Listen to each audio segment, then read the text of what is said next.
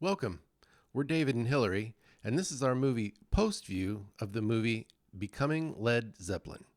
Now, if you're new to our channel and you're looking for a review that helps you to figure out if you want to watch this movie or not, you're in the wrong place because we're about to tell you all the spoilers.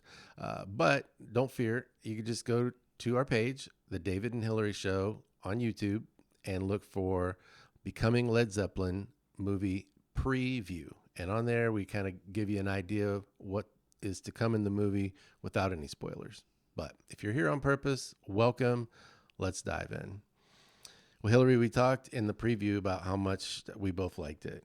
Yes. And it was very good. you said you tend to like documentaries. I said, for whatever reason, the way documentaries are often organized and jump around on the timeline and stuff, I don't really like them. But this one wasn't like that. It was kind of Really well done. straightforward, and just super interesting. I love learning about people's stories. It doesn't matter necessarily if I liked their music or their art or their whatever their accomplishments were. I just love learning about how did people do what they did. Yeah. So, and talent is talent. Even if you don't like a particular type of music or what, if you see someone that's really good at what they do, it's just hard not to admire that. So, yeah. I knew you were excited. We had those tickets reserved months ahead. We did. Months ahead. As soon as they were available. Well, it's more my style of music, but through the years, we've come to appreciate each other's music. Yeah. So you said you liked it, but I didn't know a lot about them going into this movie. right. But boy, did I have a lot of appreciation for them coming out of the movie. That's cool. They're amazingly talented. Right. So Right. And I agree with what you said. Through the years. I used to be very opinionated and had more of a narrow appreciation of styles of music. And I learned the same thing, that when someone's really good at what they do, it's hard, to say, oh, well, they're really good at it, but they stink. Every now and then I still think that, and there's certain things I'm just not into, but anyway. Talent is talent. But yeah, Led Zeppelin, one of my all-time favorite bands. So that was a lot of fun. I didn't realize going in that they were only going to cover up to like the second album. Mm-hmm. And it made sense. Becoming Led Zeppelin, Right. not the entire, Maybe life they've and got times another of Led documentary coming. Maybe. Maybe. I don't know. Yeah. I tried to find out if there's anything in the works, and I couldn't find that is the case. I don't know that it's not the case, but nothing definitive. But I liked it, and it made sense. Yeah. I liked how they all seemed to like each other and to get along. Yeah. I mean, like watching the movie, like, wow, these just seem like really good guys that you would want to get to know. I mean, I Right. think we'll just invite them on the podcast. We should. I'm sure they're available. I'm sure that they would be We happy can to finish the movie. fly over here and be on the podcast for no fee. I'm sure that would be. Yeah. We could feed them. We'll see if they're available for next week. Yeah. Dinner. Yeah.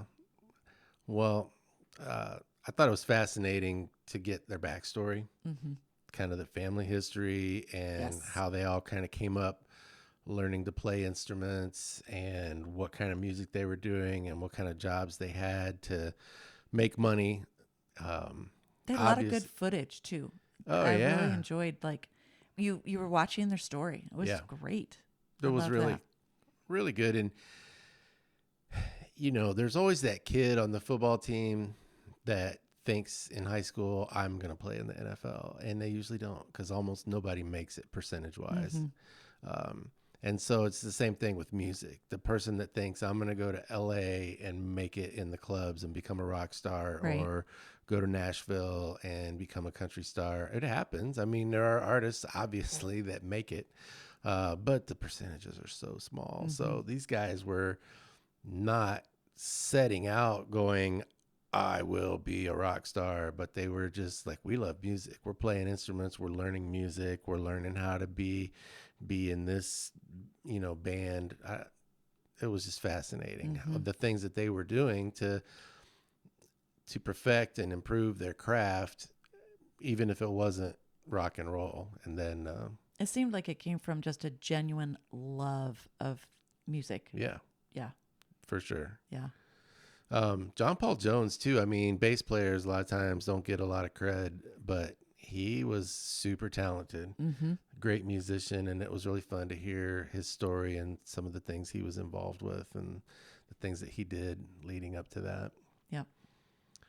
Yeah, so a lot of times in a rock band, the guitarist is kind of the leader of the band. They come up with a lot of the songs and the riffs, and not always, but Jimmy Page was that for Led Zeppelin, and I just thought it was fascinating to hear him talk about um, trying to come up with their sound. What were they going to do, and the infusion of blues and their influences and who they listened to, and little clips of some of those guys, some of whom I had not heard of, but I was like, wow, it was Yeah. fascinating, interesting, and good music. It was just, the whole thing was entertaining.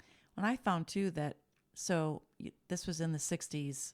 I was born in the 70s and then was really listening to music in the 80s. And I didn't really know a lot about Led Zeppelin, just like by name. But what it was interesting was listening to their early music in this movie. I could hear the 80s music in it. Oh yeah. And I was like, oh, okay. So everybody that was growing up and getting ready to be musicians in the 80s, they were all listening to this. Yeah. Because you could just hear it. You could hear the flavor coming through. I thought, oh, that's amazing how influential it was. Yeah. You could just hear it. And I thought that was pretty cool. Well, they are generally considered as one of the most influential bands in rock history.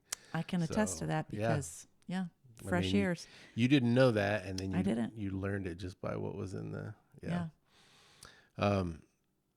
More about Jimmy Page kind of being the leader musically. He was also he engineered their first album, which I didn't know, and I was like, that doesn't happen. Mm-hmm. You know, you're trying to get discovered, you're trying to get a contract, and then somebody owns you and they tell you what you're going to do.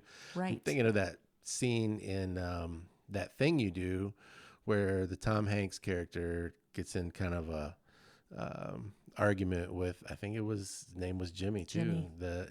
And he's basically like, you're gonna do what I tell you to do, and you're gonna do some love songs, or no, he didn't want the love songs. He's like, yeah, you're gonna do the peppy stuff, whatever it was.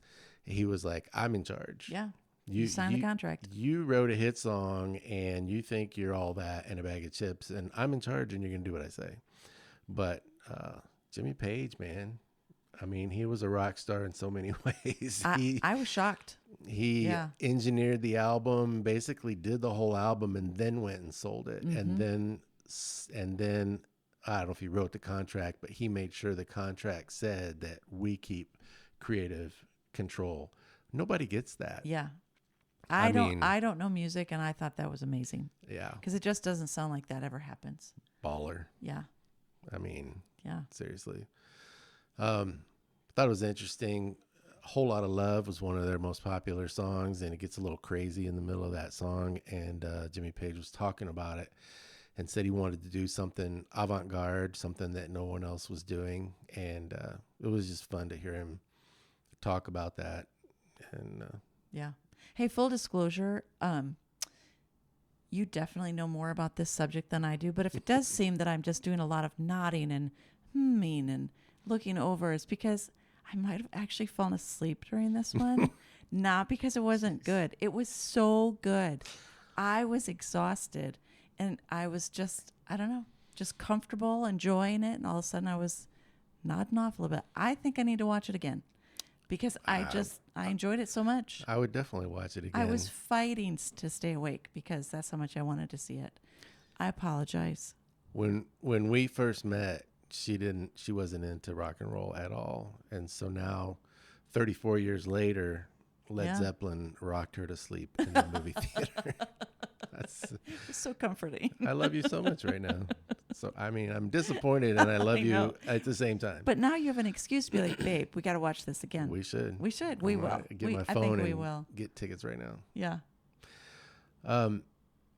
So Jimmy Page, I had a whole section on Jimmy Page. That's why I keep going back to him. But he talked about doing a lot of improvisations. but I wish he would have talked about it a little more because he didn't really zero in on it. And I kind of got the impression he was talking about the live stuff, but did he do that in the studio? I always wonder that. I was in a band in college for a short time. Not trying to impress anybody. A lot of people were in a band and never made it, but it was fun to be in the studio, and the guitarist who was good would do a solo, and then the producer would say, I think you have a better one. Let's try that again. And he would do like 5 of them, and they were all different. Like, I was like, I mean, you listen to an album, you listen to music on the radio, and then you think, well, that's how that goes. But then obviously when you hear bands live, sometimes they lengthen it or just take a little free form, do some improvising. And, but I thought that was interesting that he said he really enjoyed the improvisation. Yeah. Yeah. Again, I was impressed by the talent. One of the funny lines, I thought Robert Plant was talking, and of course, super sad that John Bonham passed away in 1980. So the interview single of him, although they cut it up and used it in different places in this documentary, but he passed away in 1980. So, but Robert Plant was recollecting how Bonham's wife didn't really like Robert Plant, and she told her husband John, I don't want you hanging out with Planty. He's a disaster. It's just, I don't know. I just thought that was great. It was fun. Yeah, I loved learning all just things like that. All the behind the scenes stuff. Yeah. And you know what? Every time they would cut to a different person, you'd hear him talk, you think, I would want to know you. Like they all just seemed like just such great people. It's so interesting. Yeah. So they did a good job with that. I was born in 65 and grew up in a household that we didn't really listen to rock and roll. So I kind of discovered Led Zeppelin a little bit later too. But I remember the 70s and some of the, tie-dye and some of the crazy, what they would call psychedelic stuff. But so the one song, I think it was just one that was more of a video style. And I didn't write it down. I can't believe I don't remember which song it was, but they did almost like a music video with swirling colors and all the crazy stuff. That was just so reminiscent of that area. I was like, oh my gosh, it's 1972. I was 7 years old, but I can see it in my mind. Yeah. I can't. So that was, yeah. I was 2. That's right. That's right. So I mentioned that John Bonham had passed away, and again, the history. This is just, I'm not that guy that knows all the history of all the bands that I like. Plus, I like a lot of bands. But crazy that they were so successful and doing so well, and then when he tragically died, they said, it took him a couple months, but I think about 2 months after that, they just said, we just feel like it wouldn't be right to replace such a key member and fundamentally change our sound. And so we're done. We're not doing this anymore. I thought it was respectful, and they don't cover this in the movie. If you found this video and you haven't seen it yet, they don't cover that, but it's respectful, but also super sad because you just think about how much more great music they could have made. I actually really, really appreciated it once I realized that was what happened. We don't know them, but they really did seem to all care about each other, and they seemed very touched when they got to hear the recording from John Bonham. Yep. So they had a never before heard kind of video or tape recording of him. Yeah. And they all seemed genuinely touched, and it does seem like they really were friends. I guess, I'm sure only the people closest to them know the real story. Music, I think I've told you this before, but anytime we're going to go see a movie that's based on a true story about a musician, I just go with tissues ready, because there's just something about artists, and they're just very emotional, and they just seem to have these lives they're bigger than life, but then tend to end in tragedy. Yeah. And I hate that. I hate that it feels like it always has to go that direction. And so I was nervous about that. I didn't know their story, and yeah, there was tragedy involved, but interesting to me as an outsider, just thinking, okay, but then they were done, and the rest of these guys have seemed to live long lives, and they still are seem to be doing okay. So yeah, sad, but also glad the other three are doing well. I was always just into the music. I was never a partier, and when I was kind of doing some research after the fact, I don't know if we said this in this video, but when we go to see the movies, we don't really read up a lot first. We want to just let the storytellers tell their story. I don't want to. We'll watch the trailer and we'll check it for content. There's certain things we don't want to see, but if it looks like a movie that we're going to be cool to see, then we just see it. Just tell me your story, and then we'll read a lot about it later. And so one of the things that I discovered after the fact, and it might seem kind of obvious because I think this was pretty common, especially back in that time, but that Led Zeppelin had a reputation for being one of the craziest partier bands ever.